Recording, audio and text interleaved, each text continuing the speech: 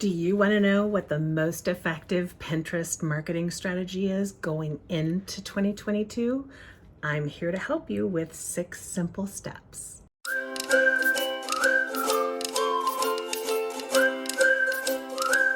Every Pinterest expert may say things a little bit differently or offer different advice. This advice comes from my experience with utilizing Pinterest since the beginning of Pinterest, but also all of my clients, my Pinterest management clients, as well as my coaching clients and my VIP clients. This is what I found has worked for all of them, and today I'm sharing it with you. Step 1 is to know your business goals. You can't start a Pinterest strategy unless you know what your goals are for your business.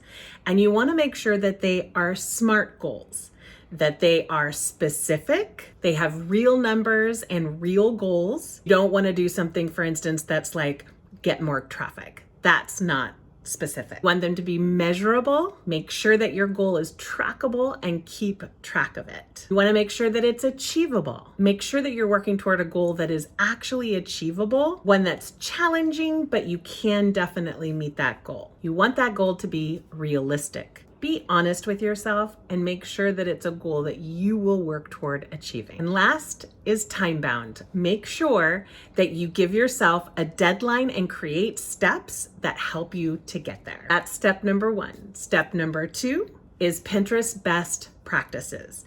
It is extraordinarily important that you work within Pinterest's best practices.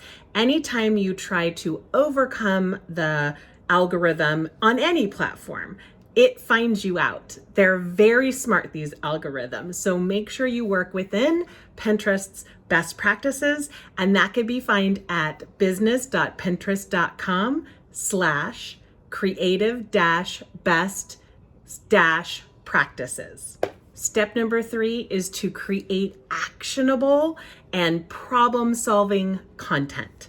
Content that's inspirational, of course, does well on Pinterest, but if you can make your content be actionable and problem solving, it is very enticing that people will want to click on that pin to find out that content. Make sure that you're teaching people something, that you're helping them get to that next level, that you understand the problems that you're going through and you actually have a solution to fix it. A bonus for this is if you've been asked by more than one client a specific question, then chances are you should create content around that, because if they're asking you, you can bet your bottom dollar that multiple people are asking the same question. Step 4 is scroll stopping FOMO graphics.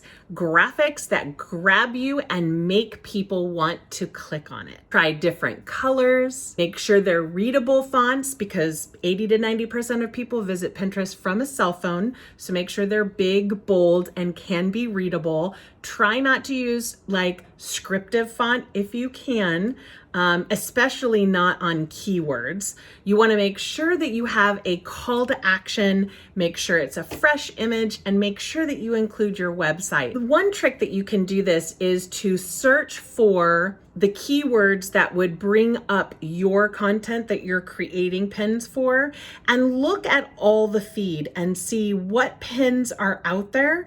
If you see a ton of really light pastel colors, choose a color that's really bold, that's going to stand out from that. If you have all sort of earthbound colors, try a bright, bold pop of color. Create a pin that's different or unique to all the stuff that you see in that feed when you search for that content. And that's one way of making it stand out from the crowd. Step 5 is consistency and workflow. Make sure that whether you're gonna pin 2 pins a day or 15 or 20 pins a day, that you're doing it every single day. One way that can help, that you can get help with that, is with Tailwind, because it releases pins out there slowly over time. You can use Pinterest.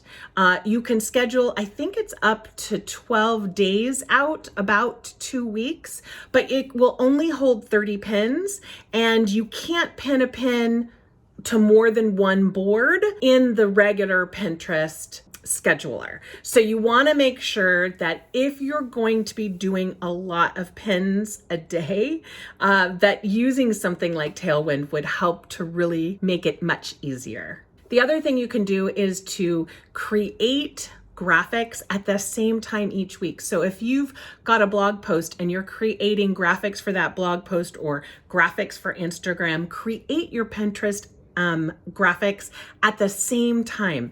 Doing the same type of work at the same time enables you to work faster and be more thorough, and it's not starting and stopping different processes throughout your week. You'll find that it will be really helpful. Step 6 is research and keywords. Make sure that before you create pins for your content, that you search on there and make sure that you're using keywords that are really going to resonate with your ideal client and that they're being used to search for that type of content on Google or Pinterest. Any of those would work. Another way you can do this is to ask your favorite clients what exactly it was that they typed in that search bar to find you or to find your content or to start working with you.